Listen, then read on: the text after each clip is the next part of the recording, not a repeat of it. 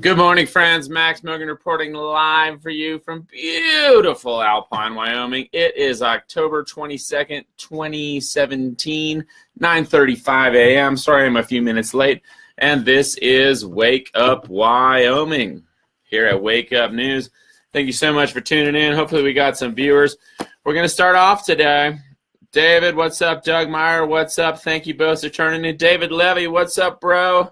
Man, we got the heavy hitters in here. You're right, David. I'm late. Sorry, that announcement live stream didn't really work out either. I'm learning all the little tricks. Helen Ford, you're usually the first one to comment. A little slow on the up tank today. You got to pick up the pace, Helen. No, just kidding. Great to see you all. Jandy Lee, good morning to you too. Eric Blonsky, I like your acronym for NASA. Never a straight answer. Great to see so many great comments in here. So many friendly, familiar faces. As we get going here on a kind of dreary Sunday morning, we got some snow up in the mountains of Wyoming. I can look out my window here and see beautiful Ferry Peak overlooking Star Valley. But yeah, nice dreary morning here. I need some more coffee too. What's up, Lauren Alderman? What is a MSer? I'm just curious. Michael Shane, Kirkpatrick, good morning to you, sir. We got 36 viewers. Now, I'm going to read a couple little short stories. You know, I like books a lot. Can't spend all our time sitting in front of the computer. Can't spend all our time running around the mountains. So I spend a lot of time reading books, too. And this book, Under a Flaming Sky by Daniel James Brown, documents the Great Hinckley Firestorm of 1894, when a huge wildfire 10 miles wide, with hurricane-force winds, decimated the city of Hinckley, Minnesota, back in the 1890s in the midst of the Minnesota lumber boom. And it's a pretty good book, you know. It's not, I can't attest to like how factually accurate all the science is in here, but there are some great quotes in here that I'm going to read out loud. And a little backstory here. So this fire had wiped out Hinckley, Minnesota, killed hundreds of people, destroyed the city. But some of them, there were two railways that crossed in Hinckley because it was a big lumber town and a big stop on the way between the capital, St. Paul, and Duluth up on Lake Superior. So there were a couple railways through town. Luckily, a couple trains came into Hinckley, and people were able to get on the trains and get out of there. And wild story of how these trains were used. But one of these trains, as it left Hinckley, the next city down the line was called Sandstone, Minnesota. And this train pulled into Hinckley, and literally the train is on fire. Like there are little spot fires all over the train. The people on the train are panicked, and they're literally burned up. They're covered in soot. People don't know where their loved ones are. You know, there's a full panic on this train. But they pulled into Sandstone, Minnesota, and a lot of people in Sandstone thought, no, we're fine. You know, we're just going to stay here. These people had the chance to escape. They were warned that this fire was coming. They could see the smoke on the horizon. There were even fires in Sandstone already, but still people figured they were fine, and they didn't do anything. So I'm going to read this little exercise in psychology here. The refusal of Sandstone's residents to believe that they were in peril was not as unusual as it might seem. Psychologists in the United States and Great Britain who study the behavior of people in emergencies say that fires and other disasters often reveal the extent to which, without realizing it, we live our lives according to internal scripts. These scripts tend to dictate our expectations of what roles we and those around us should play, who should do what and how, as well as what can be expected to happen at a particular time, in a particular place. The research also demonstrates that we are surprisingly unwilling to step outside of our expected roles, even when staring certain doom in the face. When a fire broke out under the stands at a soccer match in Bradford, England in May 1995, few fans took much notice at first. They were there to enjoy a game, and they weren't about to be distracted by some burning rubbish. A few took snapshots of the fire and then turned their attention back to the game. But the 70-year-old structure, the stadium, was made of wood, and within a few minutes it was fully ablaze, with most of the fire concentrated toward the back of the stands. As people finally began to turn their attention away from the game to the fire, they started to make their way towards the exits at the rear, the way they'd come in, and thus the way their internal scripts called for them to leave. Almost immediately, all these exits were clogged with people, but more and more fans piled up behind them, trying to push their way through the tunnels. Down at field level, down at the soccer field, only a 4-foot wall stood between them and the absolute safety of the wide-open playing field, but almost nobody took this simple and obvious escape route. When the fire was finally put out, 50 bodies had to be pulled out of the exit tunnels.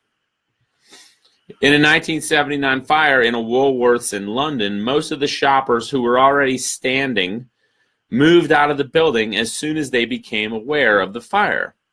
But people seated at the lunch counter were for the most part unwilling to follow them. They had waited for a seat, they were comfortably off their feet, and they finally had hot food in front of them. Their scripts didn't include leaving a perfectly good meal sitting on a counter and going back out into the rain. 10 of them died on or near their stools. More recently, when fire broke out behind the stage at the Station nightclub in West Warwick, Rhode Island in 2003, the band Great White kept playing and dozens of fans kept dancing, even as flames climbed the walls in plain sight of all. The script called for a spectacular show, so the fans assumed they were seeing just that. Then, when they finally realized that the flames were not part of the show, virtually all of them tried to go out the way they had come in, even though it was almost immediately obvious that the main door couldn't accommodate everyone. The fact is that when confronted by an emergency, at the very moment when thinking outside the box, like all of you do here at Up Wyoming, thank God some of us think outside the box. At the very moment when thinking outside the box might pay the richest dividends, most of us, most of the time, think very much inside the box, paralyzed by our own expectations of how things should unfold. And so it was with the astonished villagers of Sandstone, gaping at the desperate and disheveled refugees on the train from Hinckley. They were not ready to throw down whatever they were doing. They had not yet seen what was coming at them. They could not yet comprehend it. It just didn't fit. And so these people stayed. The train came through. All the people on the train screamed, "Hey, get on, get on." But only a couple people in Sandstone got on. The rest of them incinerated by the Great Hinckley Firestorm of 1894. So there's a lesson there, isn't there? Humans are set in their ways. A lot of people just go through life on autopilot. Thank you so much for tuning in. Roy Douglas Brewer Jr. saying, "I am outside the box. You have to be." Ain't that truth? Dave Gaskill, what's up? Good day to you too. Good morning, Cameron St. John. All these good mornings here. It's so great to have everybody chiming in, saying what's up. Really appreciate it. So a little exercise in human psychology there, right? You can lead a horse to water, but you can't make it drink. And you can make people aware of things like the global depopulation agenda, the utter stupidity of the endless war of terror around the world, poison in the food, poison in the water, poison in the medicines, poison in the air we breathe. But you can't really make people do something about it. So the best we can do is take care of ourselves and our loved ones, right? You keep trying to raise awareness, keep trying to help people out, keep trying to build systems to replace the old systems that are broken and stifling our lives, arguably killing us all slowly. But you can't save everybody. So don't let it get you down, because that's just basic human psychology. And we're going to look at a little bit more psychology here, another little excerpt. Now, in this situation with the Hinckley Firestorm, in addition to this train that was leaving Hinckley and the people of Sandstone wouldn't get on the train because they didn't believe they were in trouble because it wasn't right in their face yet. A lot of people questioned the actions of a couple of the conductors, Jim Root and Bill Best. And what they did, they brought their trains into Hinckley even though they could see that there was this massive forest fire in front of them, right? They kept going. Like, there's literally flames on either side of the railroad tracks and a huge wall of black smoke and flame in front of them. And these guys just kept driving their trains up into town. And we're going to read a little about that. In the days and weeks following the Great Hinckley Firestorm of 1894, a number of people would sharply question both Jim Root's and Bill Best's judgment and actions in continuing to take their trains south toward Hinckley, despite what was, in retrospect, clear evidence of a major fire ahead of them. Each of them, after all, had carried more than 100 souls from areas of perfect safety into the very jaws of the advancing firestorm, and thus placed all of them in extreme peril. Neither Root nor Best, though, seems to have given any thought at all to sidelining or reversing their trains until they were literally surrounded by flames. Several factors probably caused both of them to act as they did. For one thing, until the last moments, neither of them perceived what he considered unambiguous evidence that a significant fire was down the line. Neither actually saw any flames until he was almost in Hinckley itself.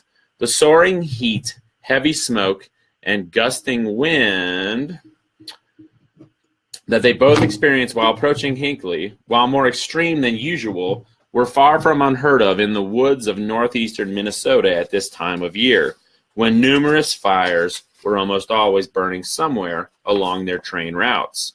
Both of them, like most of the settlers in their area, simply took this to be another hot, dry, smoky day in the North Woods. Interestingly, back then in Minnesota, with the lumber barons, Minnesota used to be covered with these old-growth trees. There's still quite a few, but not near as many as there used to be. But back then, they just cut the trees down, cut off all the branches, and leave these huge piles of fuel, of, flammable materials on the forest floor. So they were setting themselves up for disaster. Sounds like a similar theme to today, right? Then, too, both were career railroad men.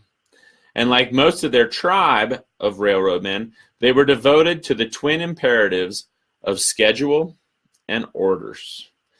Even as Root pulled his train to a stop north of Hinckley, with hundreds of settlers streaming towards him through the smoke, one of his first and principal thoughts was whether he would still make St. Paul on time. Even as Best watched the south end of Hinckley erupt in flames, he wondered first how he was supposed to get his train and his passengers out of there without orders from Duluth. Only desperation would ultimately lead both of them to throw out their schedules, violate their standing orders, and take things into their own hands, right? Just following orders, just following orders. You heard that one before. But there's another factor that must also have played into the thinking of both men that day. Like nearly everyone else lucky enough to have steady work following the financial panic and depression that had gripped the nation during the preceding months, they didn't want to do anything that might cost them their jobs. They certainly weren't going to take it upon themselves to sideline a train full of angry passengers because of some smoke, and then have to explain that to their superiors. That summer had been a desperate time for many American workers, and particularly for railroad workers, 1894. Just weeks before, on July 12th, the railroad men had finally been defeated in one of the bloodiest and cruelest labor disputes in American history.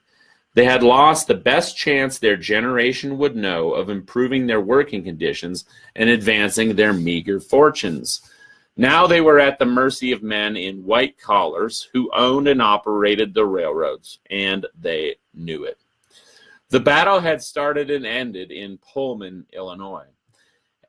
As the Depression of 1893-1894 took its toll on his business, George M. Pullman of the Pullman Palace Car Company, they made they made passenger cars for trains, especially the really fancy first-class cars.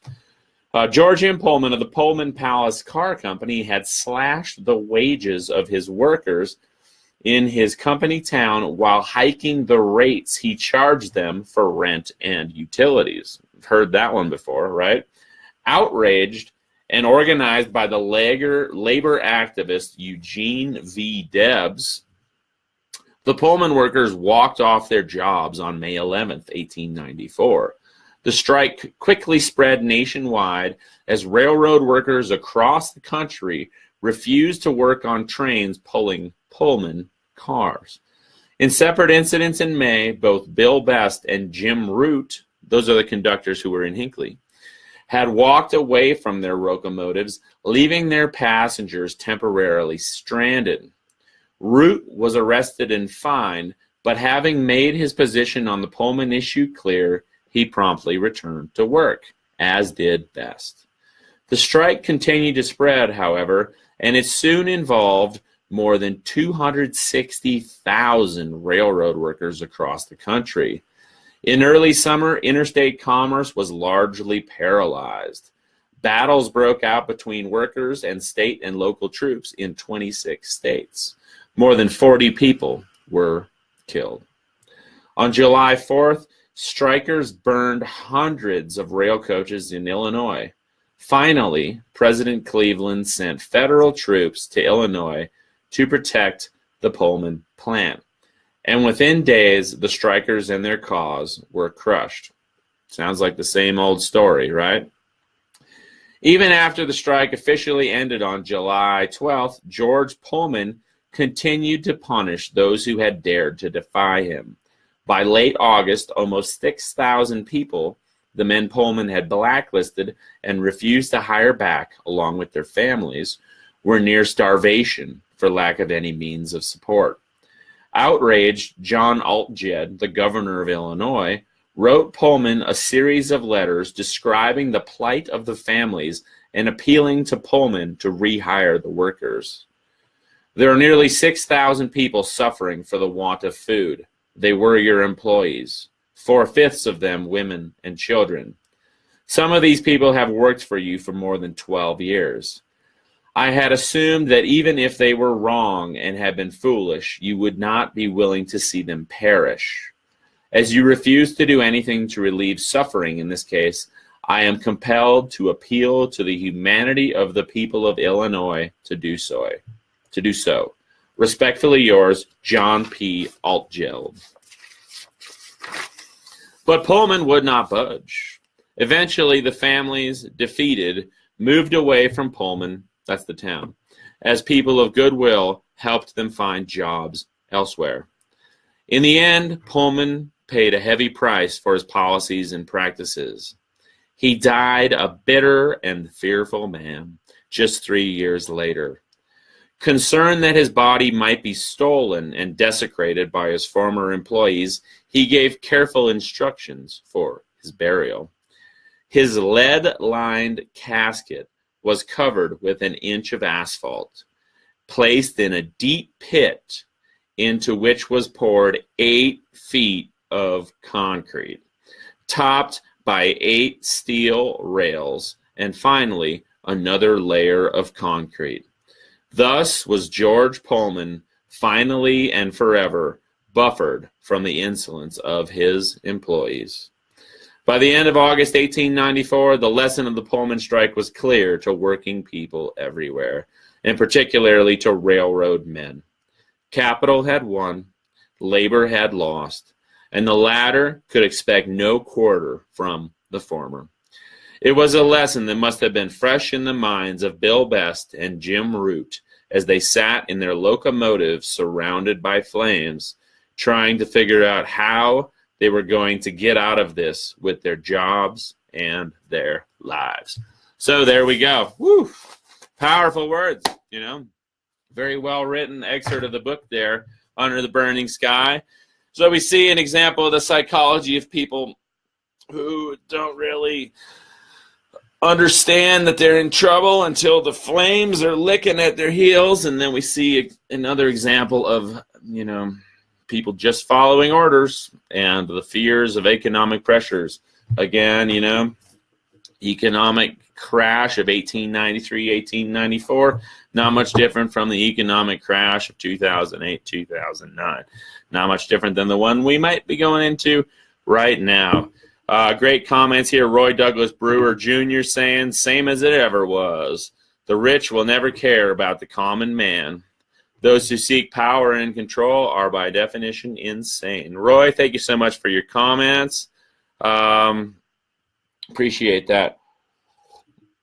So, yeah, thank you all for your likes, your shares, your comments. We got 75 viewers. We're still getting into it. Moving on to our second story. Contradictory reports from Puerto Rico make it hard to believe anything these days.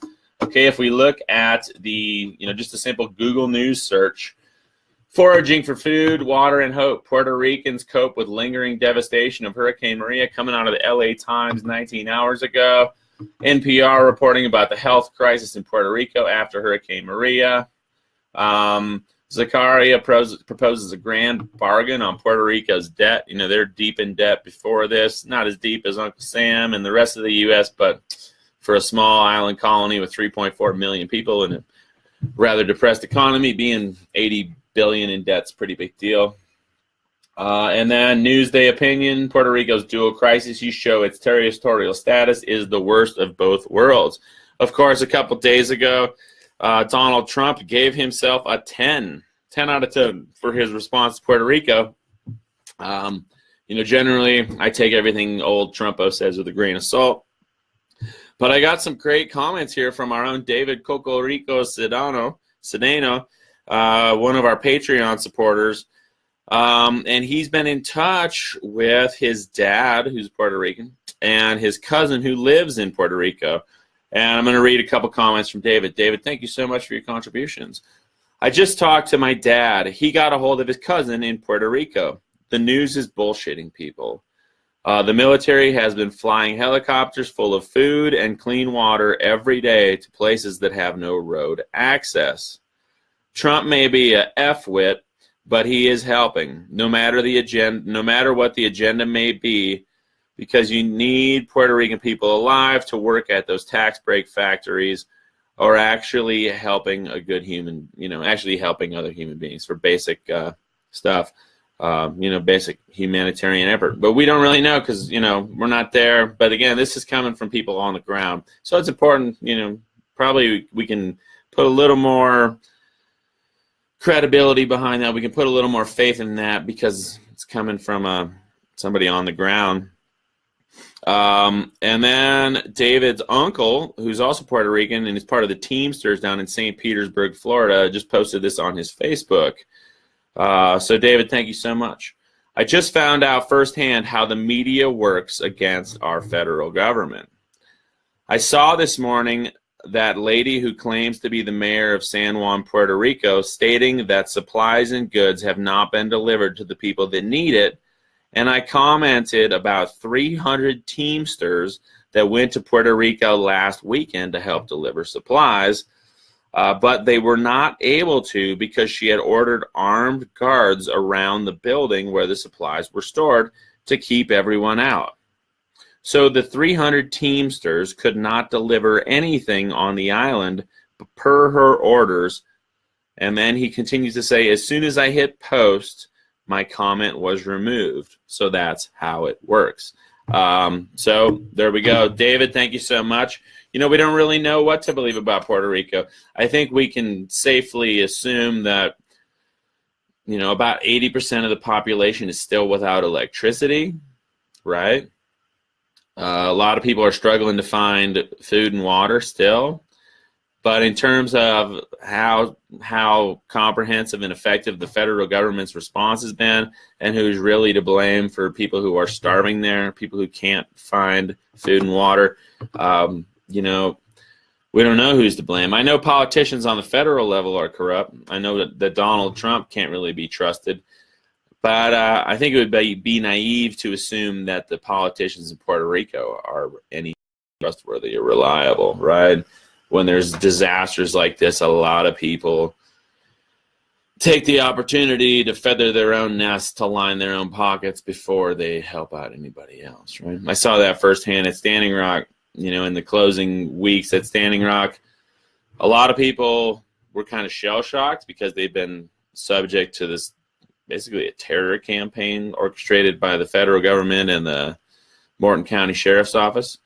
And a lot of people were trying to help out, but there were other people, quite a few of them, who were just trying to loot the camp. People who were trying to get as much stuff and hoard it into their own little corner and then cart it out of there in trucks. Now, granted, all that stuff needed to be removed because it seemed pretty obvious at that point that the camps were going to get destroyed. But, the same human tendency towards not acknowledging a disaster until it's right on top of you, there's also the human tendency to, feather your own nest. So that's sad to see. Interesting how David's uncle, the Teamster down there in St. Petersburg, Florida, mentioned that his comment was removed. I'm curious to hear your own experiences of online censorship. And please put that in the comments. I would love to share a story with you right now. Extremely frustrating situation happened just last night. Now, if you're not familiar with my situation, I was planning on doing this big road trip, but my truck has been acting up. I think I'm going to have to drop the transmission on this thing and replace the bearings. My friend Jersey, my neighbor Jersey, who's an engineer, filled me in on that. Anyway, long story short, I've been delayed in my efforts to hit the road again by this transmission issue with the truck.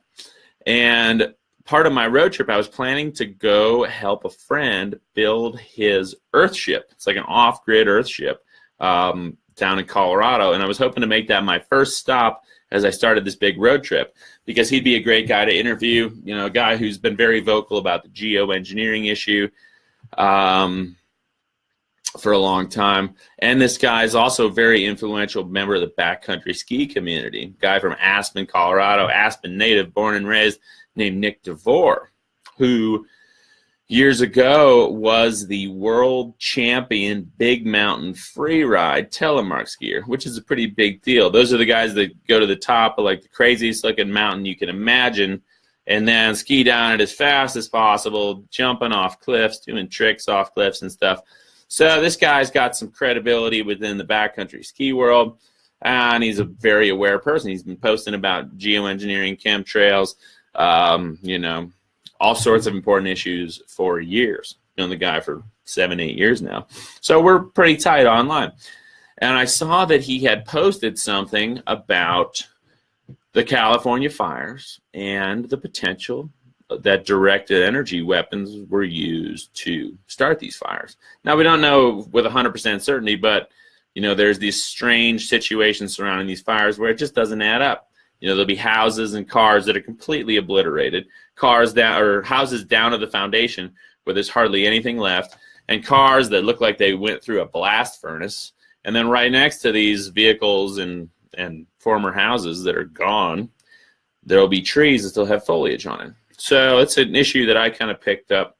I'd still like to get on the road and head out to Santa Rosa, where I've got some friends where I used to live, and see what it looks like out there. But the point is, he posted a video on his wall, and I didn't think it was the most reputable source, so I wanted to share a few other videos with him. And he was already catching some flack from a few other people, so I engaged the conversation, right? I shared a couple of videos, I made a couple comments, and I basically spent like half an hour on this discussion, and I went back and all my comments were gone. Every single one of them gone.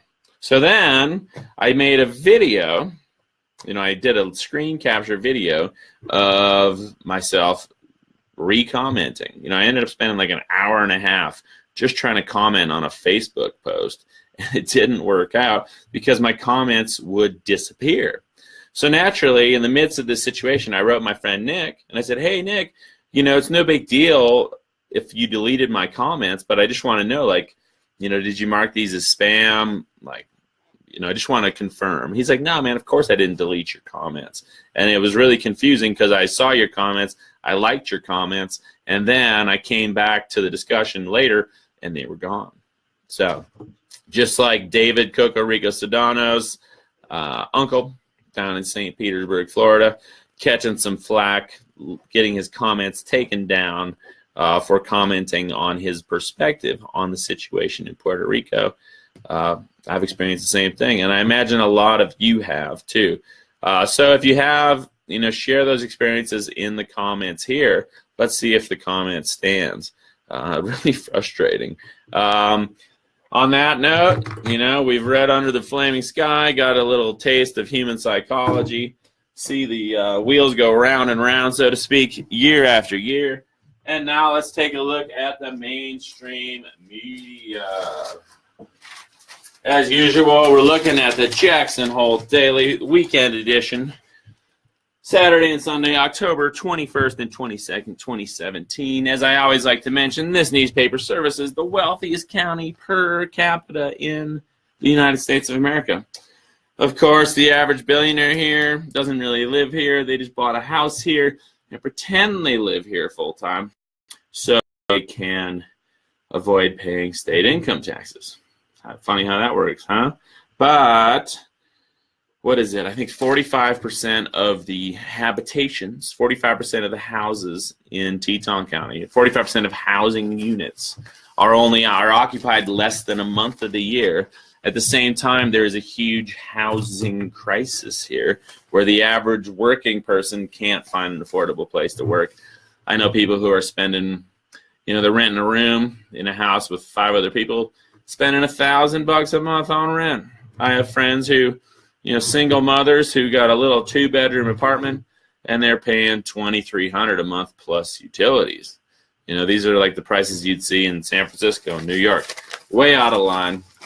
Jackson Hole, a microcosm of a macro problem where the wealth is consolidated in the hands of very few people, and the working class is stuck taking it, right? Getting closer to a third world country every day. But luckily, there's a lot of well-educated, intelligent people out here. So as far as newspapers go, it's pretty good. Tragedy in the canyon. A car went off the road. Pretty wild picture there. You can see these search and rescue guys. That's a jet boat they're in.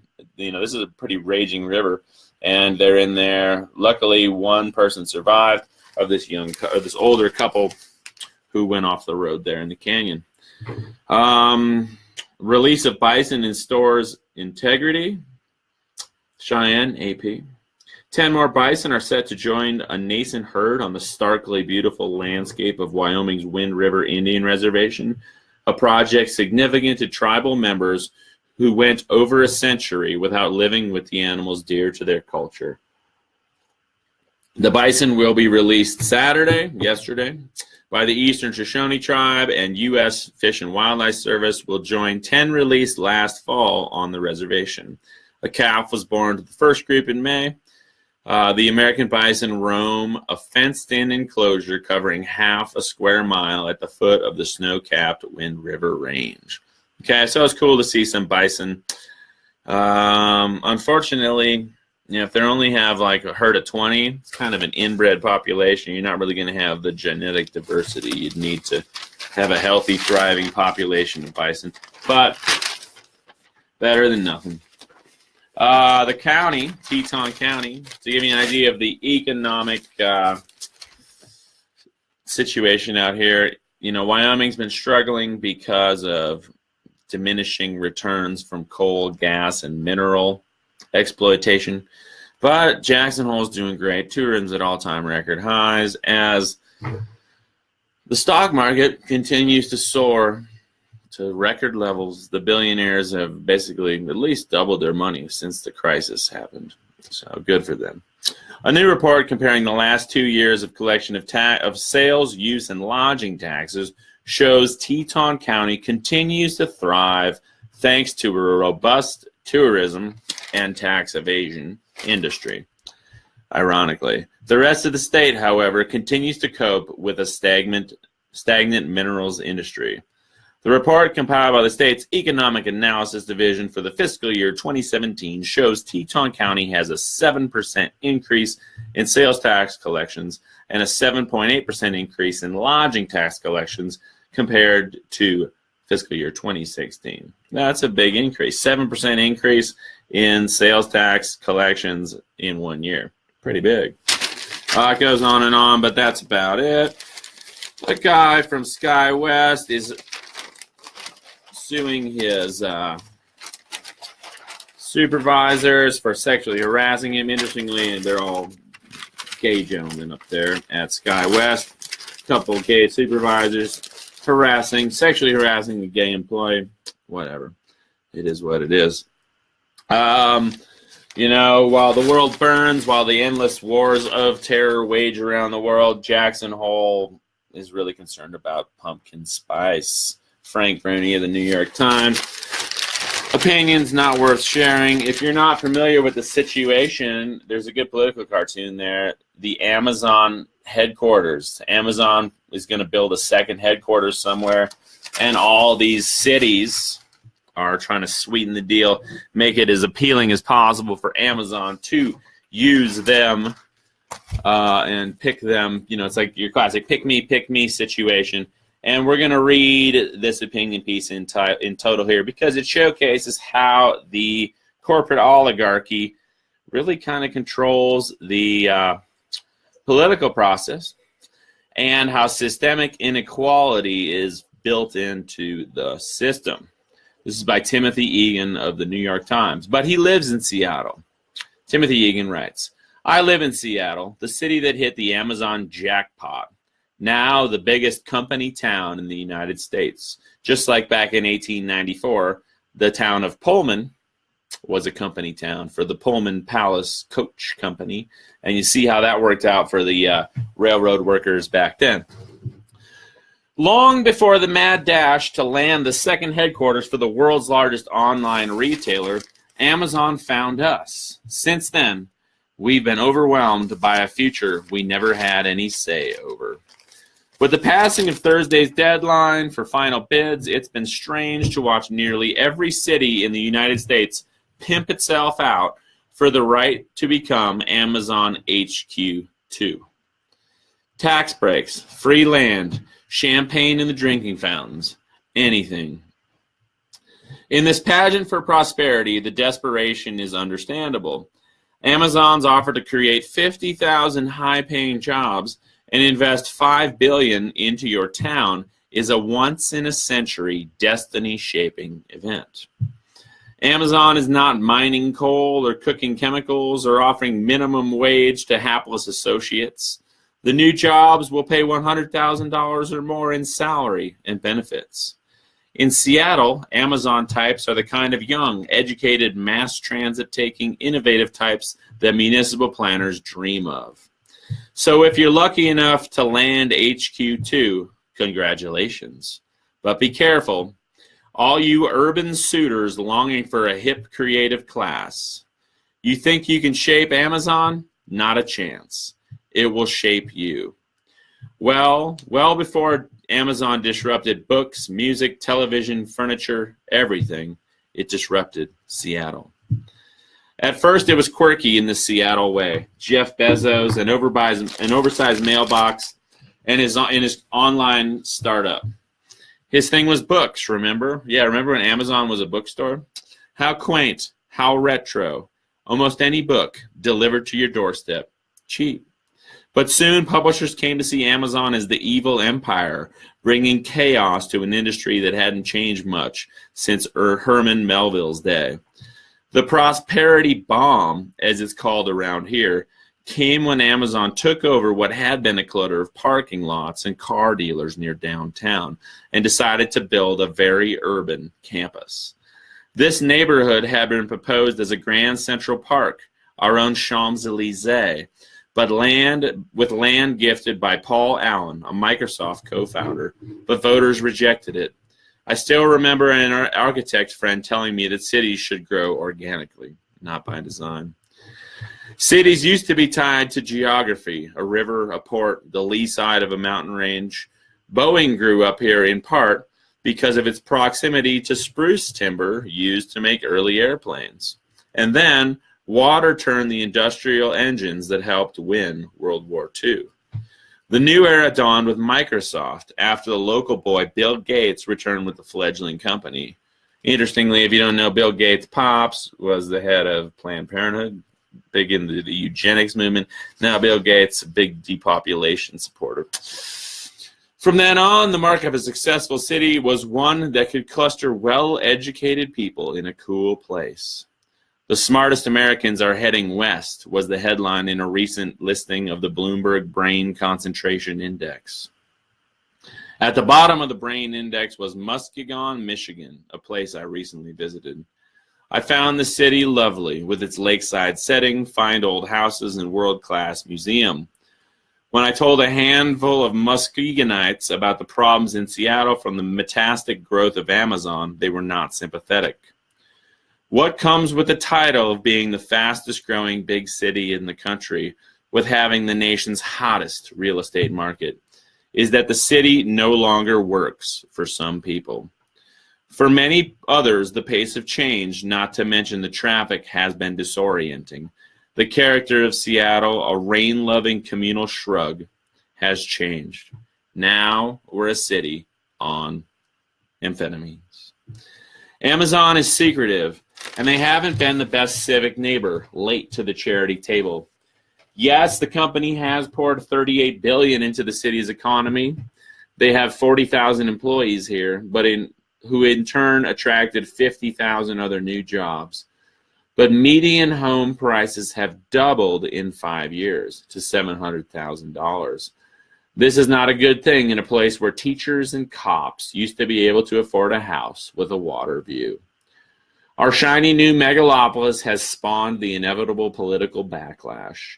If you think there's nothing more annoying than a Marxist with a bullhorn extolling a failed 19th century economic theory, put that person on your city council. So Seattle's council now includes a socialist, Kshama Sawant, who wants the public to take over Amazon ownership. Other council members have proposed a tax on jobs. Try that proposal in Detroit. As a Seattle native, I miss the old city, the lack of pretense, and dinner parties that didn't turn into discussions of real estate porn. But I'm happy that wages have risen faster here than anywhere else in the U.S. I like the fresh energy. To the next Amazon lottery winner, I would say enjoy the boom, but be careful what you wish for. So there we go. Pretty interesting, an interesting article there. I was actually out in Seattle this spring. It is a beautiful city, beautiful city. Great comments here. Sorry, it doesn't scroll automatically. So yeah. Jerry Wallace chiming in about Amazon. All that glitters is not gold, my friend. In Indianapolis, works for them. Not so cool. It is kind of funny. What does Amazon.com do? It's basically Walmart. It's basically Kmart. It's Shopko. It's Sears. It's a friggin' retailer. It's a store. And it's amazing how just running an online store makes you like to, so cool. So cool to just sell shit. Let's go sell some more shit, right? But anyway, whoever gets the Amazon HQ2, it's going to be a big fiasco there. A lot of people are going to be really happy. But important to note that, when these cities find when these cities find a new industry and the economy starts to grow, the wealth is not spread around equally.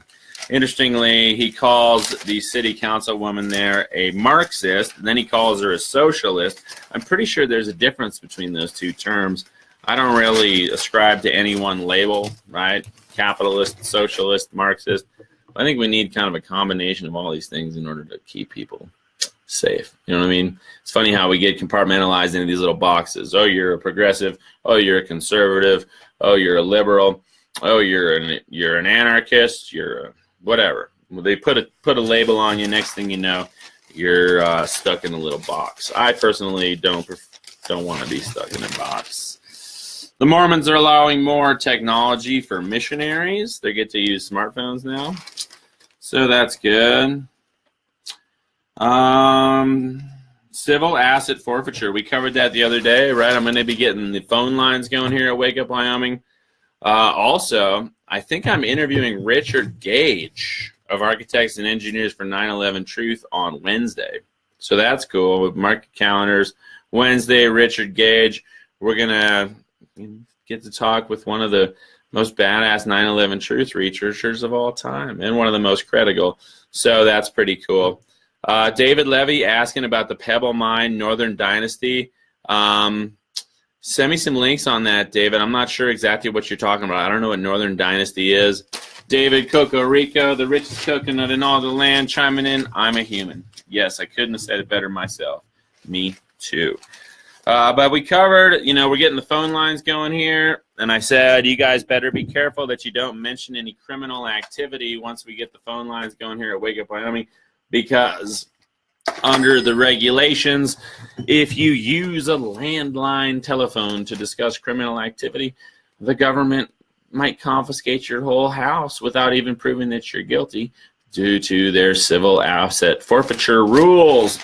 And here's a little on that in the local news. 2 Illinois men have forfeited more than $20,000 that was seized during a drug bust in Yellowstone National Park. KTWO-AM reported that a park ranger stopped Jacob Dotson and Dustin Albus for speeding on July 8th. Officials later found marijuana and $20,000 inside the car. $20,337 to be exact. Albus and Dotson pleaded guilty on July 11th to misdemeanor drug possession charges. Okay, so they had 20 grand in the car and they had less than 3 ounces of marijuana. Okay, it's a felony in Wyoming. I think it's a federal felony too if you have more than 3 ounces of marijuana. So these guys pled guilty to a misdemeanor. That means they didn't have a large quantity of marijuana. The Wyoming U.S. Attorney's Office argued that the federal government should keep the money since the men allegedly planned to use it to buy marijuana in Oregon. The men failed to file a claim to recover the money before the deadline this week and were informed Wednesday that the government would be keeping the cash. Bummer, boys. Sorry you lost your 20 grand because you had a little weed in the car. But there's a lesson here for all of us, Yeah. If you're going to carry drugs around, don't carry much cash around. On the same topic of civil asset forfeiture, I think I got an article up here that's pretty good.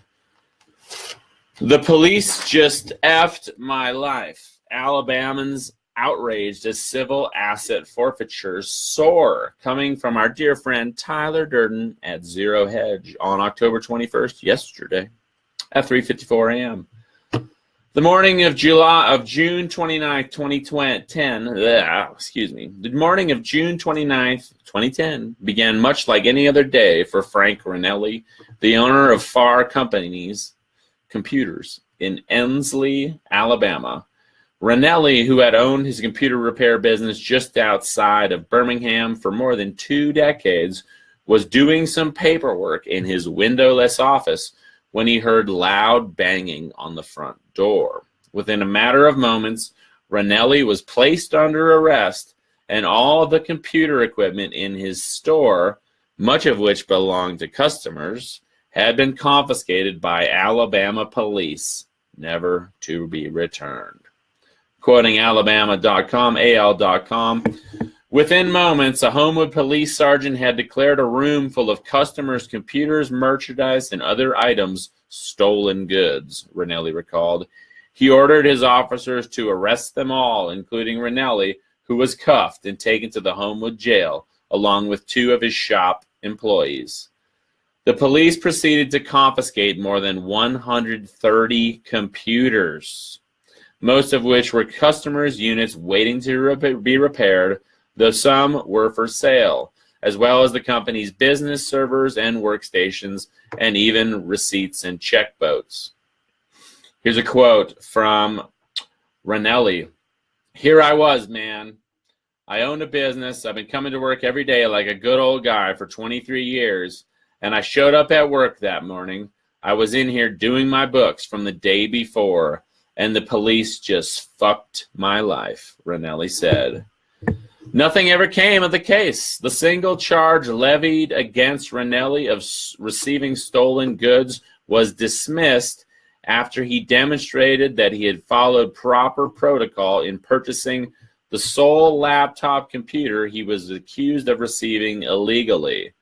That said, despite no official charge and no jury trial, Ranelli has been trying, to no avail, for nearly 7 years now to recover the items the officers took from his business. Can't even make that up. So, wow. I don't know what to say there. Civil asset forfeiture.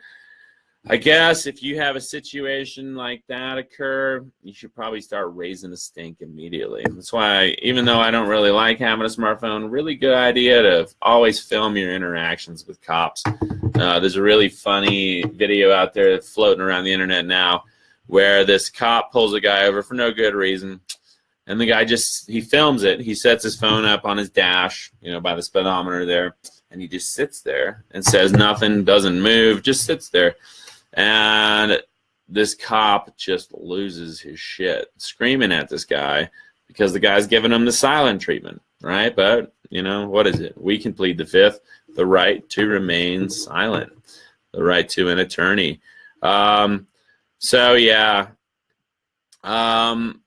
Jerry Ann Durbin Fairman chiming in on the topic of civil asset forfeiture.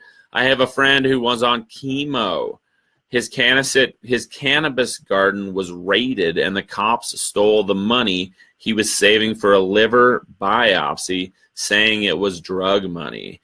Even though the cash savings was in the same envelope from the lab that included the order to pay for the biopsy in cash at the time it was done. Right? Okay. So there's an important lesson here. Number one, I don't know. I guess it's hard to get away with doing illegal stuff these days, so maybe don't do illegal stuff. And if you're going to do illegal stuff, be smart about it. Moving along through the papes. Okay.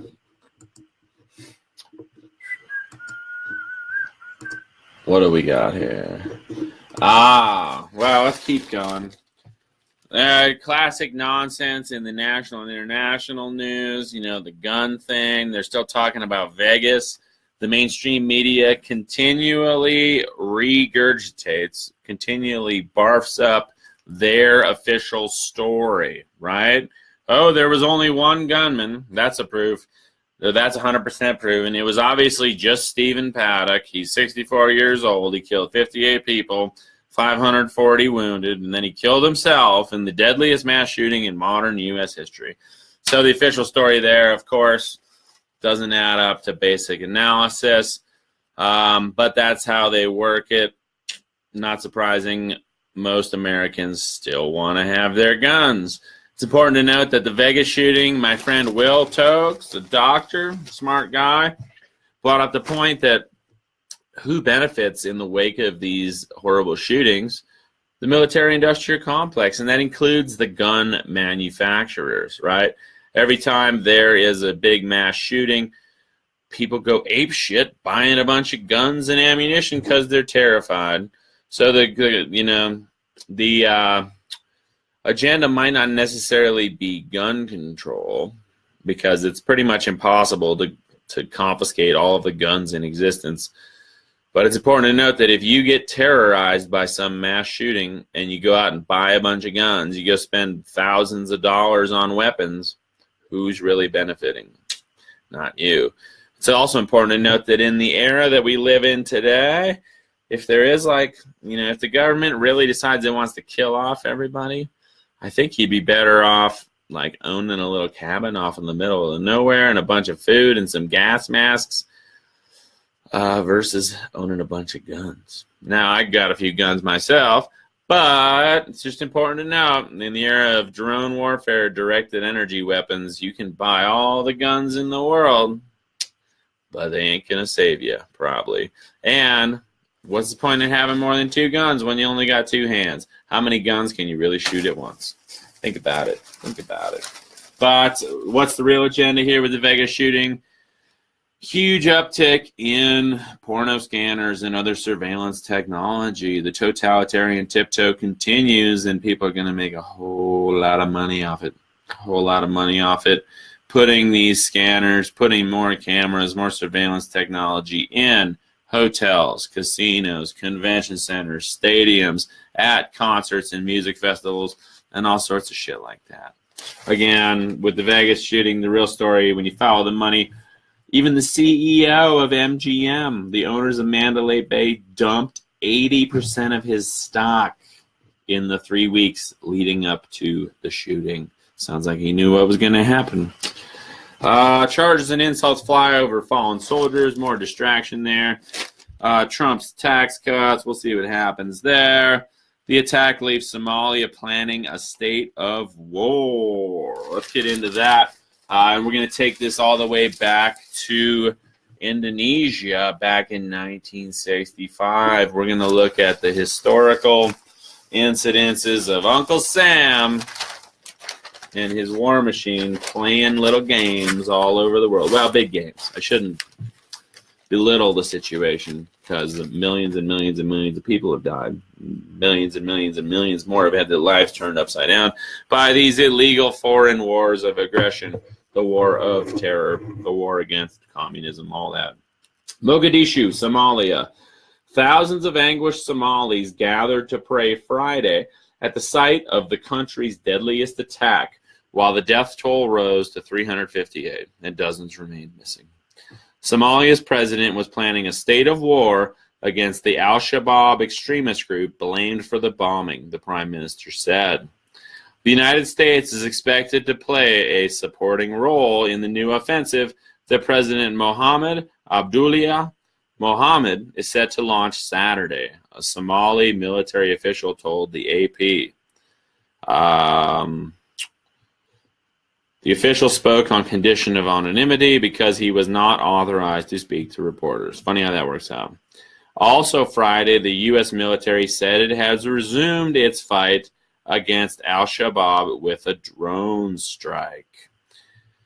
Goes on and on. Since the election of Somalia's first Somali-American president in February, the government has announced a number of military offensives against Al-Shabaab, Africa's deadliest Islamic extremist group, only to end them weeks later with no explanation.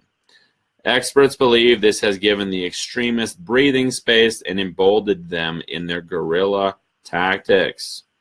The U.S. has carried out at least 19 drone strikes in Somalia since January, according to the Bureau of Investigative Journalism. Okay, so what's going on? Well, we've got a Somali-American president in Somalia, so I bet he's probably working pretty close with Uncle Sam, and he's letting Uncle Sam drone strike alleged Muslim extremists in his country. These people, I don't know. It's hard to know exactly what's going on, right? But long story short, Uncle Sam is blowing shit up there, and the Somali government is also attacking these Al-Shabaab Muslim extremists. Interestingly, coming out of the NPR on October 18, declassified files lay bare the U.S. knowledge of mass murders in Indonesia. This is stuff from 1965, just coming out now, right? 52 years later. By the end of November 1965, U.S. officials were well aware that mass murders were underway in Indonesia. At this point, roughly 2 months into the Indonesian military campaign that would ultimately kill at least 500,000 people, U.S. embassy staff privately expressed no shock in reporting that thousands had already been summarily executed.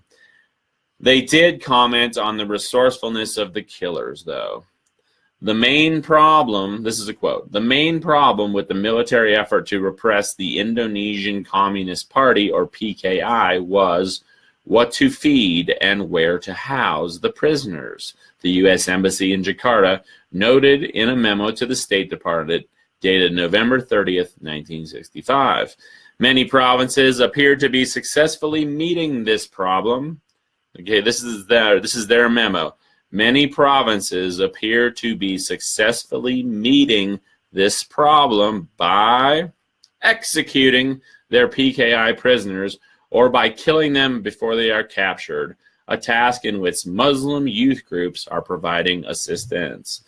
The formally classified memo was one of 39 documents made available online Tuesday by the nonprofit group National Security Archive. These documents, along with nearly 30,000 pages of files in the daily record of the U.S. Embassy in Jakarta from 1964 to 68, were recently processed by the federal government's National Declassification Center and digitized by private scholars. Okay, so no big surprise there.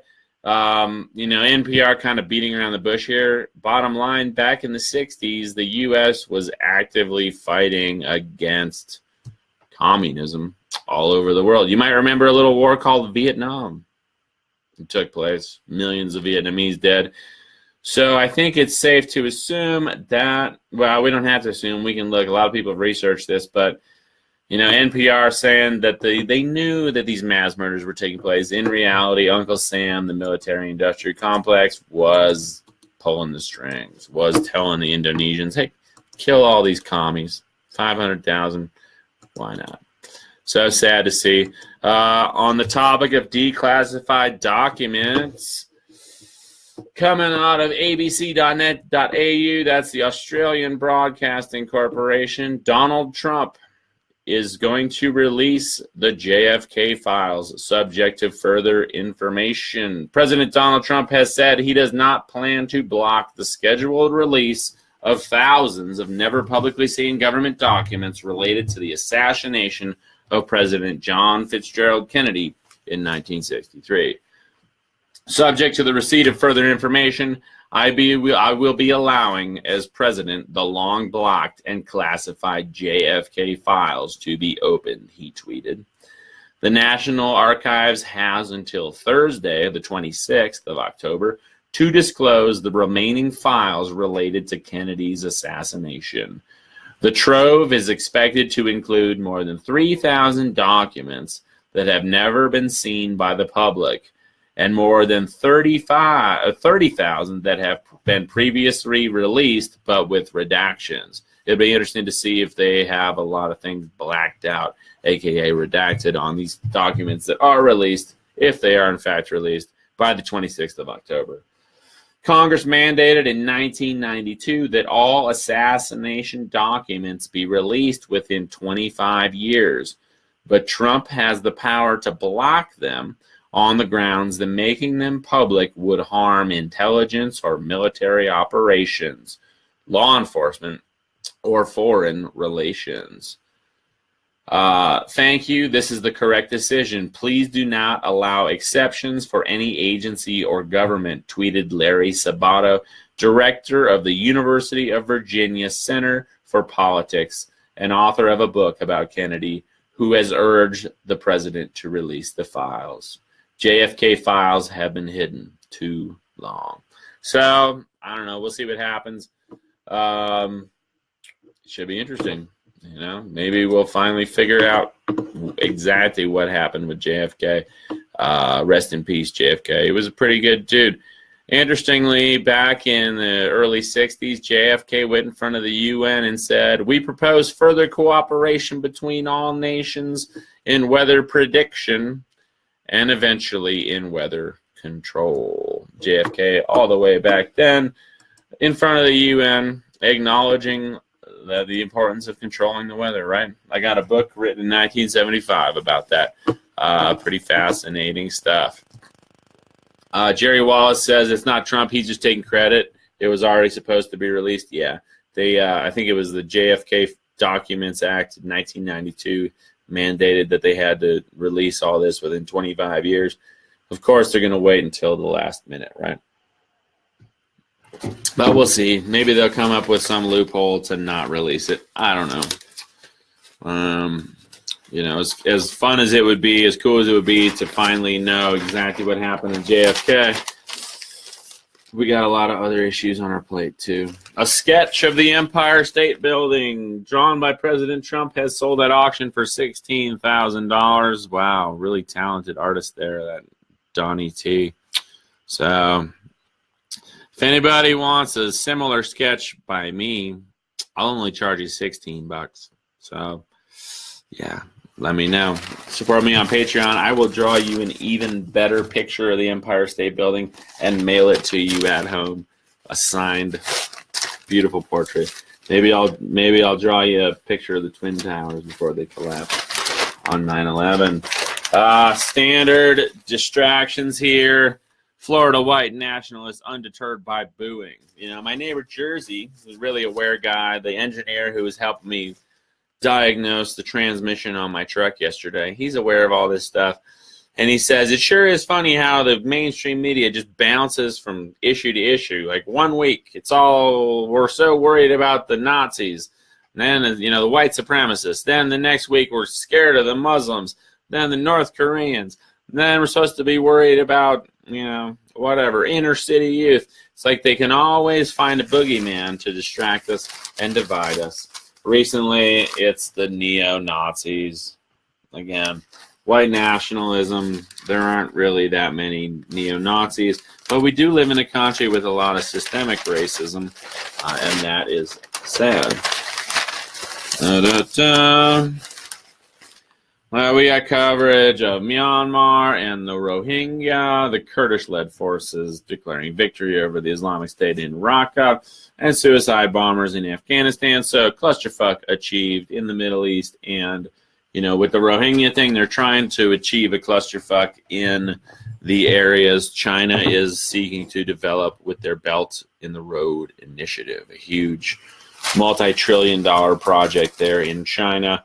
And it's funny here again, you know, they're celebrating Kurdish-led forces, aka the U.S.'s forces, declared victory over ISIS in Raqqa, another U.S. force.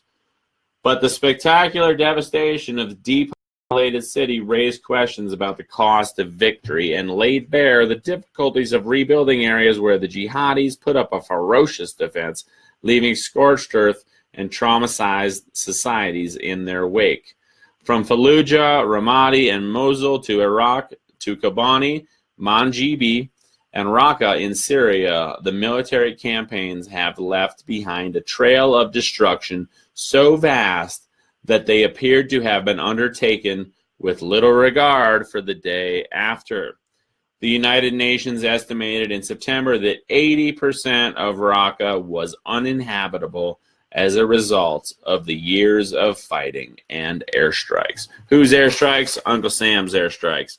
You know, they give the illusion that we're in Syria fighting ISIS. In reality, Syria was trained, funded, supported by the United States. It's a proxy enemy used to destroy Syria in an attempt to overthrow the Syrian government, to kick off a civil war there. Of course, Iran and Russia came in, had Syria's back.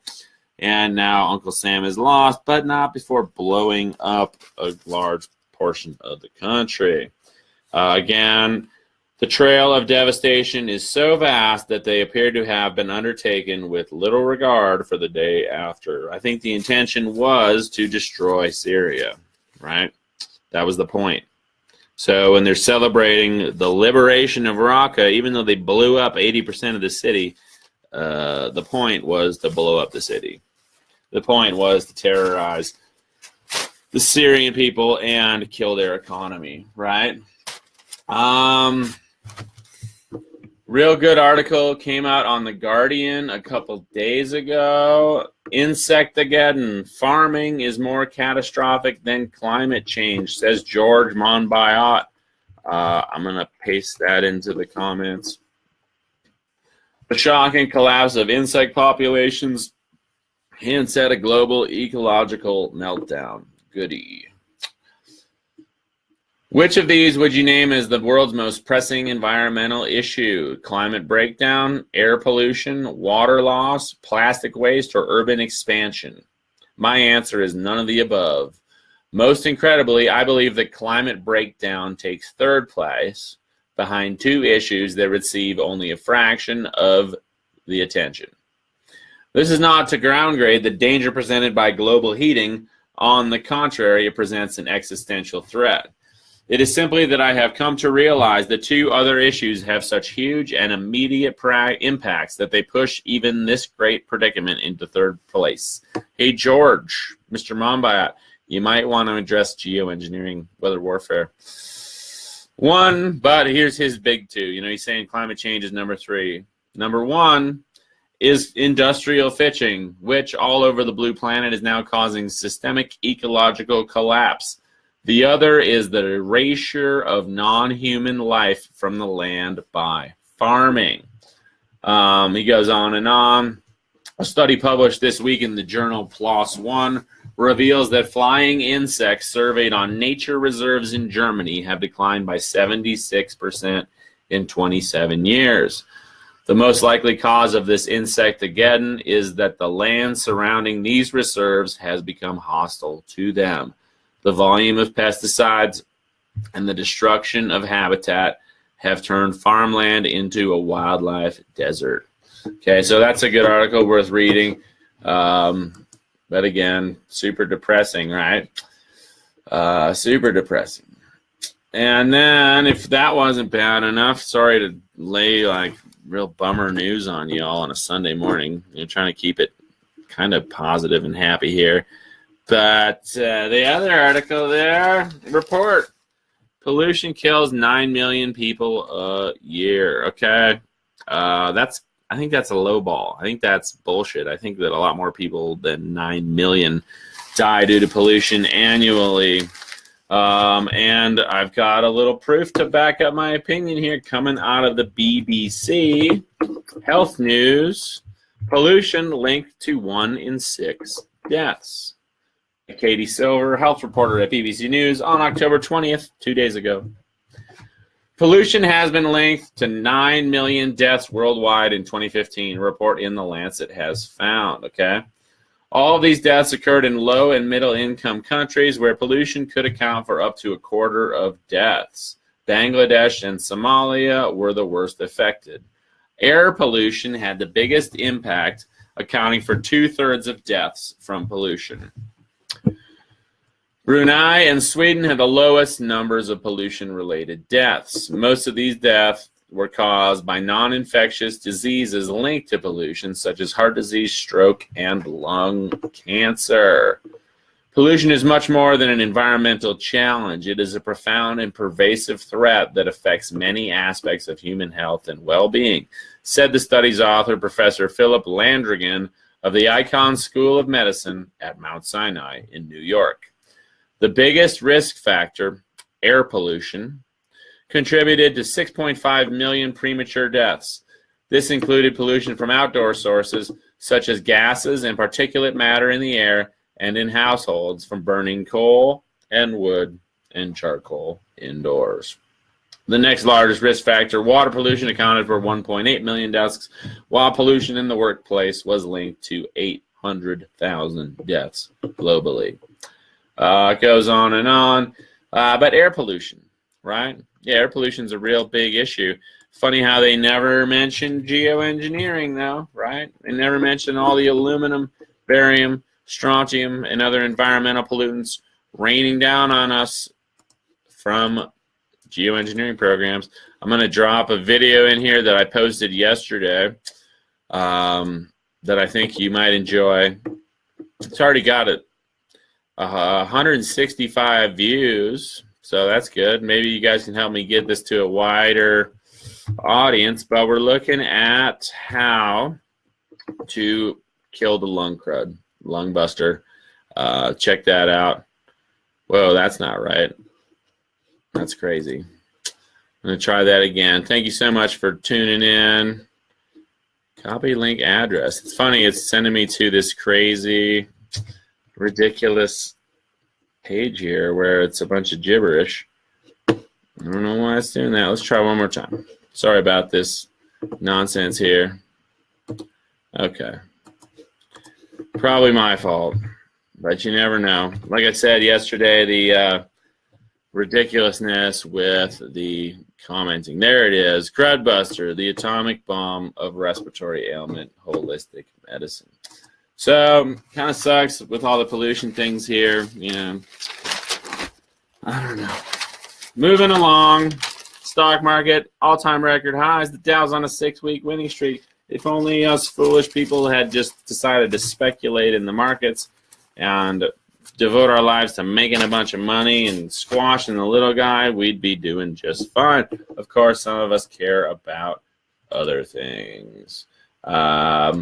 Interestingly, if you think the stock market's a little overinflated, Bitcoin, the cryptocurrencies, Bitcoin's at $6,000 a coin.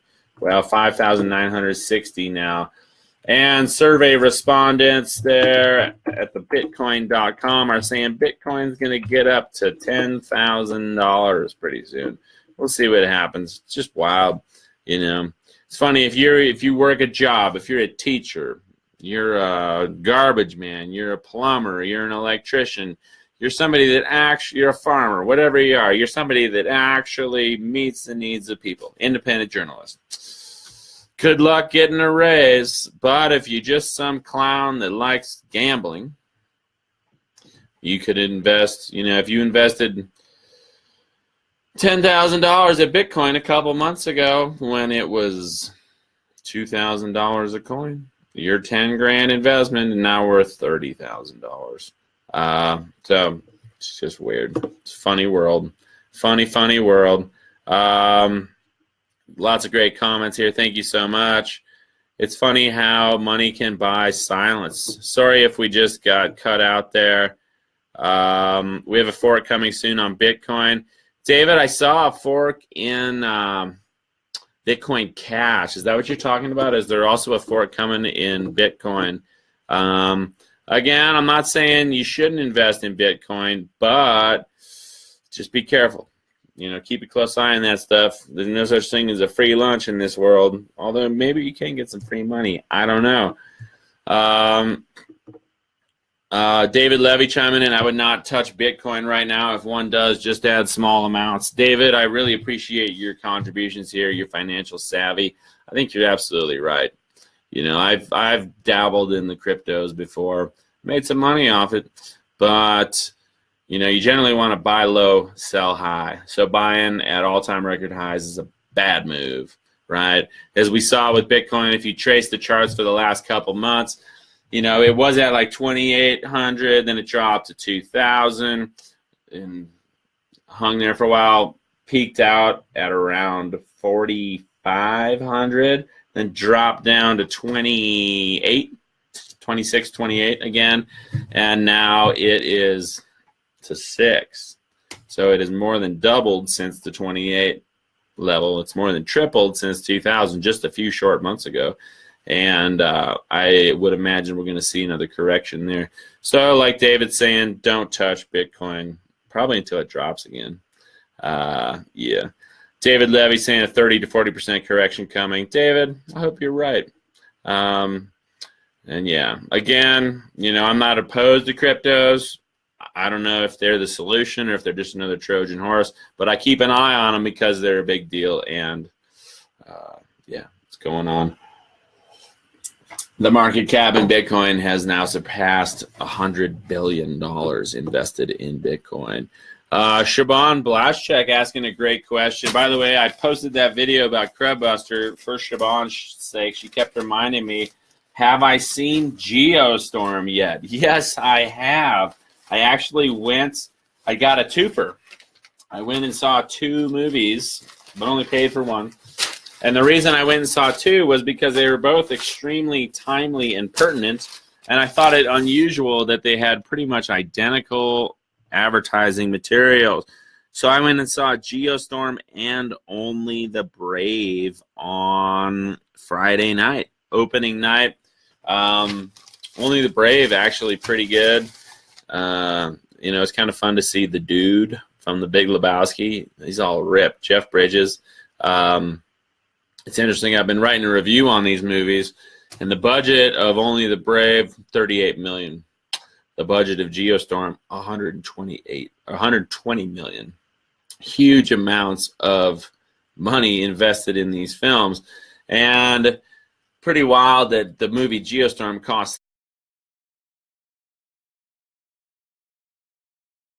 those wildland firefighters as they're fighting fires in Arizona. And I just thought it was really unusual that I hadn't heard anything about this fire or about this movie until after the fires in California. It seemed like they were kind of sitting on that one to release it at a timely point in history. They picked a good time right in the wake of the deadliest wildfires in California history. Basically, Only the Brave just glorifies the hotshot / smoke jumper firefighter lifestyle. I've got a bunch of friends that have done that for years. It's hard work. You're exposed to a lot of air pollution, one of the leading causes of death globally. So it's not as fun a job as they make it out to be in the movie Only the Brave. They sure glorify that. But the movie Geostorm, utterly ridiculous. Really poorly made movie. Really not very interesting movie. And the basic premise of Geostorm is that, spoiler alert, shut it down if you're real fired up to see Geostorm. Spoiler alert coming. They create a system called Dutch Boy, and they're using it to manipulate the climate to save the planet. Strangely enough, a village of 300 people in Afghanistan, of all places, gets frozen to death. These people are all flash frozen, and that triggers this immediate concerned response out of the White House. Like, wow, our technology's backfiring, and these poor Afghani villagers have been frozen by Dutch Boy. You know, Dutch Boy alluding to the little Dutch boy with his finger in the dike holding back the flood, right? I've got a bunch of notes there. So it's utterly absurd that to the notion that the U.S. government, the military-industrial complex, gives a fuck about the people of Afghanistan after we've been bombing them and killing them for 20 years now, almost 20 years, 16 years in the most recent war there. But, yeah. Here, I'll read. I got my notes here from Geostorm. I was writing this while I was there. A village of 300 dead Afghans means they have to bring Jake back online. Jake is, whatever, the actor who's in the movie. Gerald Butler, who looks like an old aging alcoholic. Because he's the only one who can figure out what's wrong with Dutch Boy. His brother, Max. So there's Max and Jake. Max is the guy who has to recruit him, and ironically, Max had to fire him 3 years earlier. Jake is a Coors Light swilling deadbeat dad genius engineer, complete with a puffy booze bag face. So who better to save the planet? So they send him up to the International Space Station alone on his own private space shuttle. Once he gets there, there's a huge spider web-like grid encircling the whole globe. Never mind the havoc meteors and assorted space track would wreak on a system like that. Of course, they run the whole show, the whole weather mod show, from space because you couldn't possibly affect the weather from the ground or atmosphere where weather actually takes place. That's some sarcasm in my notes here. We see a big gas main explosion in Hong Kong. Fire tornadoes, just like they're reporting in California now. Pipes melting and bursting from the street before the fire tornadoes begin. But it wasn't actually a fire. It was Dutch Boy malfunctioning. And a geostorm is possible. What's a geostorm? Max, the top dog at Dutch Boy, doesn't even know the possibility of a geostorm exists. Nor does his Secret Service girlfriend, who can't publicly acknowledge their relationship because it's against policy. Blah, blah, blah. And it's funny, every time Max is hoping to get laid, either he or his girlfriend has to run. So sad. There's a quote, "Whoever is doing this is using Dutch Boy to target cities, turning it into a gun with a virus." What's the solution? Well, it turns out it's pretty simple. They just have to reboot the system to kill the virus. So they have to pull the plug it back in. Just like what you do at home if your Wi-Fi router's down. You think they could do that from home. You think that like they could push a button on a computer at NASA or the White House, but no, they got to go to the satellite. It's going to be this huge fucking situation there. Blah, blah, blah.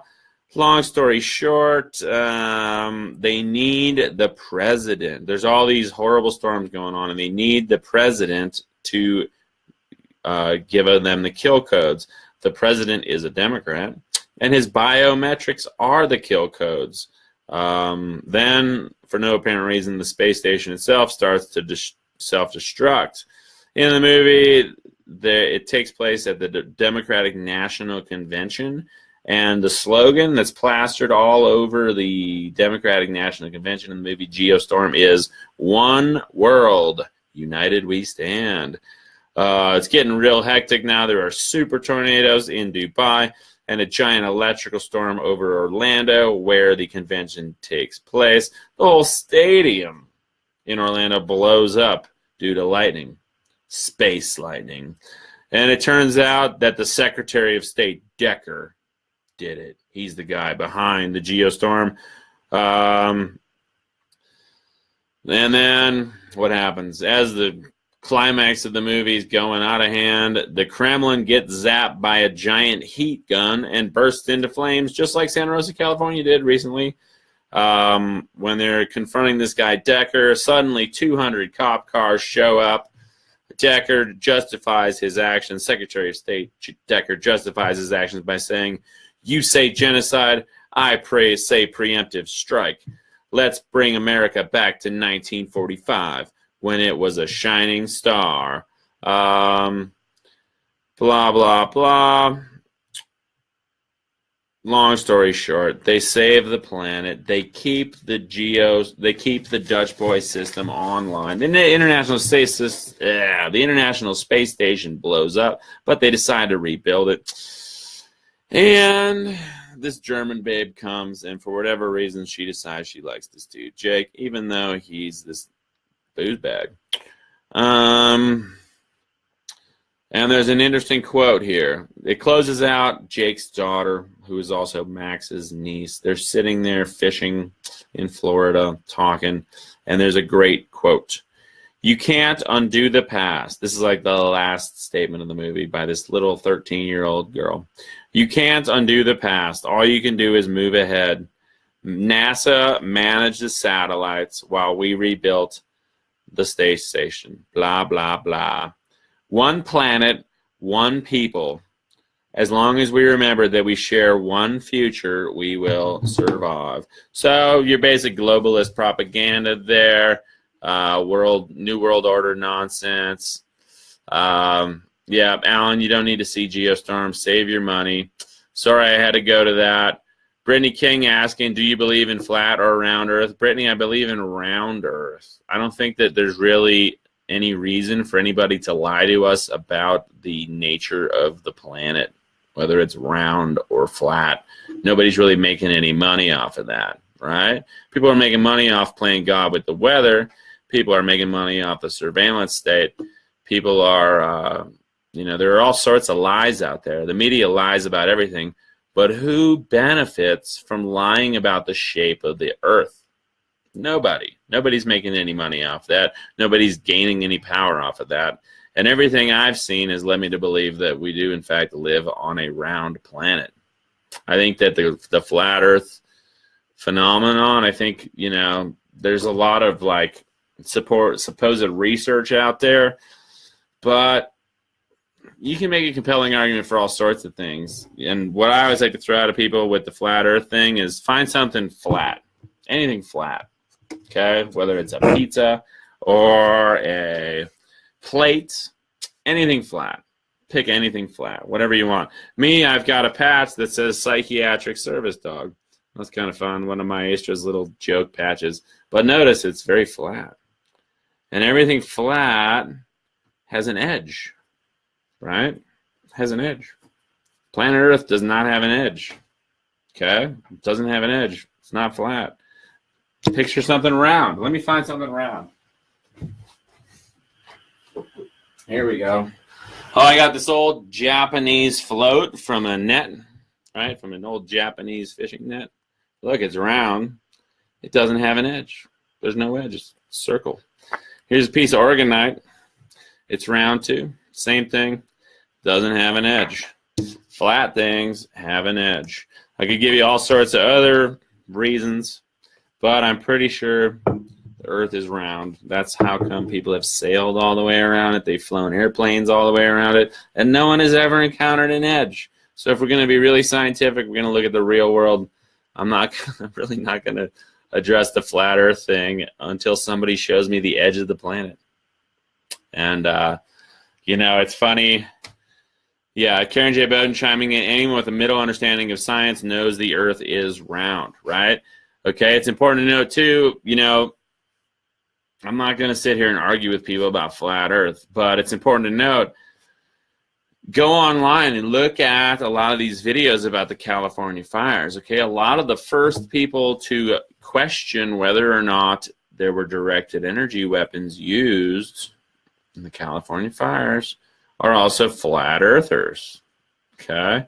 Same with the geoengineering thing. You look a lot, you know, you might be searching for videos or searching for articles about chemtrails, about geoengineering, about global depopulation, about any number of serious issues that we're all thinking about.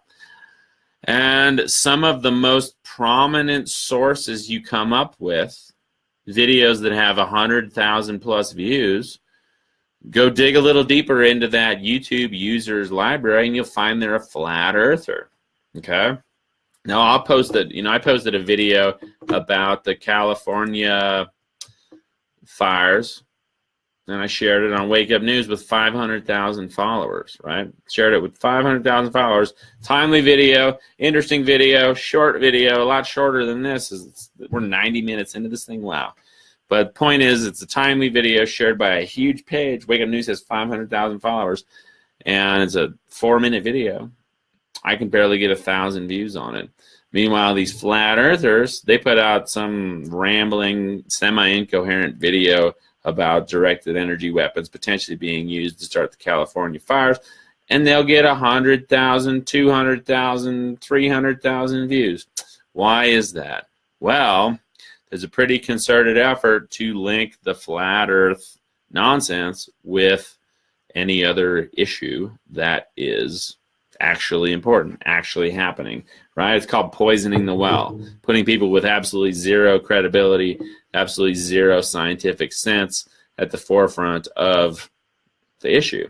So if somebody, let's say you're an MIT physicist, or you're a University of California, Berkeley wildlands manager, and you're like, wow, you know, I was sitting at the bar last night and I heard these guys talking about the potential. You know, I heard these firefighters. I was sitting at a bar drinking with some firefighters. They were telling me how crazy these fires were, and that they thought microwaves might have been used to start them. So they go home and they go on YouTube and they look, and what's going to come up? Boom. It's going to be some flat earther. As soon as they see this flat earth nonsense, they're going to write off the entire notion of directed energy weapons being used to start forest fires.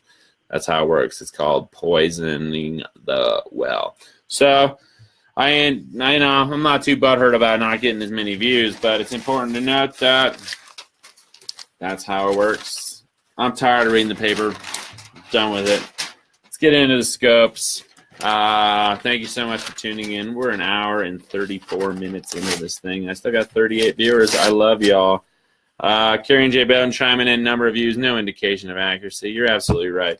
That's why I put out the most boring show online, so I get to hang out with you all. If you want your scope read, lay it on me. I'm having a 5-star weekend, which is huge. Let me know what you want to read, what you want me to read. Somebody chiming in there, but why hide the fact that the Earth is elliptical? I don't know. I guess the Earth's not completely round, right? But I think our orbit's elliptical. I think the planet as a whole is more or less round. I don't know. I'm tired of talking about the shape of the Earth. I'm pretty sure we're all here. I'm pretty sure none of us asked to be born. We're all stuck here until we die. We might as well enjoy it, even though it's fucking crazy and there's so many things outside our control. And, you know, we can argue till we're blue in the face about all sorts of things, but the key thing is putting our thoughts into action. Jerry Wallace, Scorpio, 5-star day. Thank you for tuning in, as always, Jerry. Verify that you want to head in the present direction. Sometimes you respond automatically to situations and don't consider whether the path will really work for you. A better alternative might be available. Be open to changing plans. Tonight, reach out to a friend. It's funny, Jerry's horoscope reminds me of the story we started off with today about humans operating on scripts. Jerry, the path you're on might not be ideal. It might not really work. Consider that a better alternative might be available. Moving along. Gemini, coming at you, Cameron. Thank you so much for tuning in, as always. 4-star day. You might want to pace yourself and get ahead of a potential problem. You will become more relaxed and easygoing once you clear out some errands. A loved one lets you know how much you are missed. Be where you are wanted. Tonight, let it all happen. Thank you, Cameron. There you go.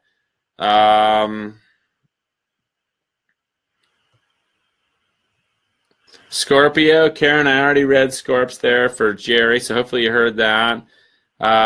David Cocorico said, I'm saying, Max, all the astronauts, NASA employees over the years, no one could let slip a pic. I don't know, man. I've seen hundreds of pictures of Earth from space. Is that what you're talking about? Susan Jones looking for Aquarius. Thank you so much for tuning in, Susan. David, thank you for your comments, too. Please clarify what you're seeing there, because I'm curious. Aquarius, 4-star day for you, Susan.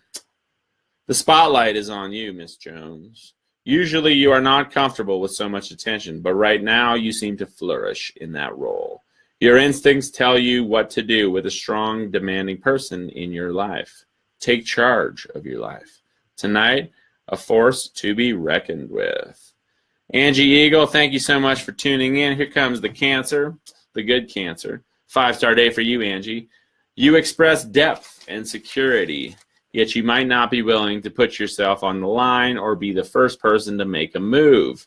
Wouldn't it be a shame to miss out on getting to know someone better because of your pride? Rethink your decision. Tonight, be spontaneous and allow your inner child to emerge. There we go, Angie. Michael Shane Kirkpatrick, thank you so much for tuning in, Michael. Capricorn coming at ya. What the heck is it? 4-star day. You seem to be transforming naturally while living life. That's a good thing.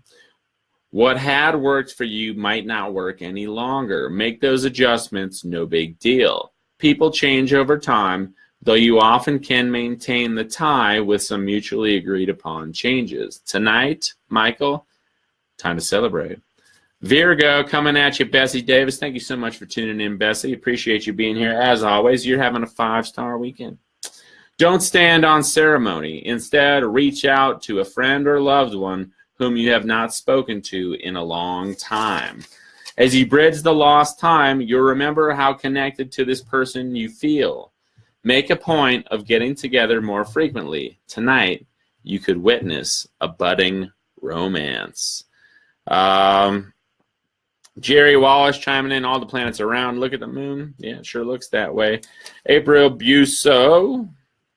Thank you so much for tuning in, April. Good chatting with you today. You're having an Aries kind of day. Brian Peterson, my first Patreon supporter. Brian, thank you for tuning in as well.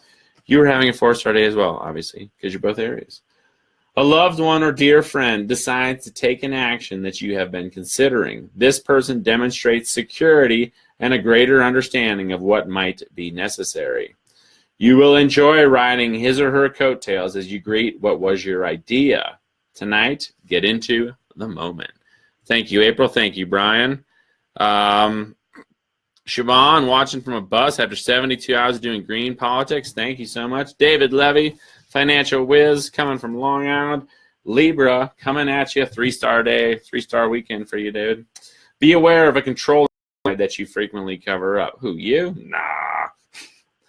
Let go of possessiveness and insecurity if possible, because you are likely to mess up what could be a great few days or a potential romance. Don't allow yourself to be a victim of your feelings. Tonight, make strong choices for yourselves. Karen J. Bowden, your day is going to get better. Shaban, what's up? Taurus, that's mine too. We're having a 5-star weekend. Be flattered at how a partner or someone who wants to be your sweetie befriends you. Ooh. This person's main goal at Reese Night Now is to put a smile on your face. You gain a new perspective of this person, but also the people and the situations around him or her. Tonight, go with the flow. David Cocoriga Sedano, Cancer, Flat Earth pick. Yeah, there are no pics of the Flat Earth because the Flat Earth doesn't exist. I'm with you there, bro. We agree 100%. 5-star weekend for you. And Brittany King, too, looking for Cancer. Oh, I already read Cancer for Angie Eagle, but since you're still asking, I'm going to read it again. You express depth and security, yet you might not be willing to put yourself on the line or be the first person to make a move. Wouldn't it be a shame to miss out on getting to know someone better because of your pride? Rethink your decision. Tonight, be spontaneous and allow your inner child to emerge. I already did Virgo, Capricorn. I think I've already done Capricorn. Yep. I can't read them all twice. Cameron, I just read. Taurus. Aquarius, I have not read yet. So here we go. Maybe I have read it, but I'm just going to read it again. Sorry. Sorry, I'm saying yes to some and no to others, but we're an hour and 41 minutes into this thing. I got to get my day rolling along here. Cameron St. John coming at you for Aquarius because it's for your daughter. The spotlight is on you, Cameron St. John's daughter. Usually you are not comfortable with so much attention, but right now you seem to flourish in that role. Your instincts tell you what to do with a strong, demanding person in your life. Take charge of your life. Tonight, you're a force to be dealt with, Cameron St. John's daughter. Virgo for Linda Hatchett. I read that one already. You're awesome too, Bessie Davis. See you Wednesday. Yeah, that's right. That's right. Remember, Wednesday, I should have Richard Gage from Architects and Engineers for 9/11 Truth on here. Why he would want to interview with me, I have no idea, but I'm stoked. I guess I can thank Zachary Coons for that. We're going to have a good show. Probably ask him what he thinks about directed energy weapons and the potential that they were used on 9/11, because I haven't seen anything like that from them, and it's interesting. Nicole Morgan, looking for Pisces. Haven't read that one yet. 5-star day for you dueling fish people. Plans could change. For example, what you thought would be a quiet get-together could turn into an outrageous celebration. Be willing to step outside your comfort zone. Don't restrict yourself to the same old patterns. That is, if you want more excitement in your life, take it. Tonight, all smiles. Brittany King, thank you too, dear. We're celebrating, that's for sure. J. Scott Knorr, I can't wait either. I'm really stoked. Again, lots of big changes here at Wake Up Wyoming. Thanks to your support at Patreon. You know, if you didn't know, I'm not working a slave job anymore. I'm trying to do this full time, and it's a lot of work. So, fortunately, I've had a few people supporting me. Big thanks to Edward J. Bossier, Irene the Lion from Vancouver, BC, Evan Simpson, Jackson Hole, Zachary Coons, the editor-in-chief here at Wake Up News, David Cocoriga Sedano, Brian Peterson, Rhino Bossier, and the Mountain Mama from Montana, Jill, for all your support. I just dropped the link to my Patreon page in there. You can also hit me up directly via PayPal. Ooh, I actually put this together. You know, if you want to support my work, every little bit helps. Like $1 a month. If I got 1,000 people to each do $1 a month, I'd be in business, right? I'd be rolling. I don't need that much money to get by. I'm happy to do this just for the love, but at the same time, it'd be really cool to be able to hit the road, to get more equipment. Thanks to your support, I got a new webcam coming. I've got the technology to get this old landline telephone hooked up. Not this one, but one that's a little bit newer than this. This one's just kind of a fun little prop. But so we should be able to take calls. I should be able to get Richard Gage on the line and interview him, which is huge. So hopefully my camera shows up on time. I can get a better computer going. Right now I'm broadcasting off about a 4-year-old laptop, but I got this bad dog desktop unit. And once that new webcam gets here, I'll be able to plug that puppy in and hopefully have much better capabilities, be able to do some screencasting without the screen locking up, be able to do Skype interviews, hook the phone up to it, get real slick. And that's entirely due to the support of people like you. We're an hour and 45 minutes into this. This is almost as long as the movie Geostorm.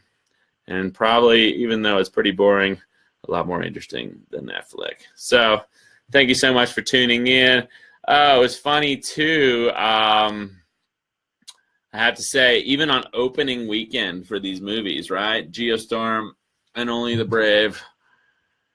I went to the 7:30 showing of Only the Brave, and there were only 15 people in the theater, right? It's a theater that holds 170 people. And on a Friday night, a rainy Friday night, in an area with a population of 30,000 people, there were only 15 people in there. I peeked into the 7:30 showing of Geostorm, and there were only about 15 people in that theater, too. And then I went to the 9:30 showing of Geostorm, and I was one of 10 people in the theater. So we got more viewers here at Wake Up Wyoming than people that were watching those movies here in Jackson Hole. And that gives me some hope. Thank you all for tuning in. I'm absolutely shocked that we still have 32 viewers, an hour and 46 minutes into this broadcast. I love y'all. I'm signing off. Going to have a big day.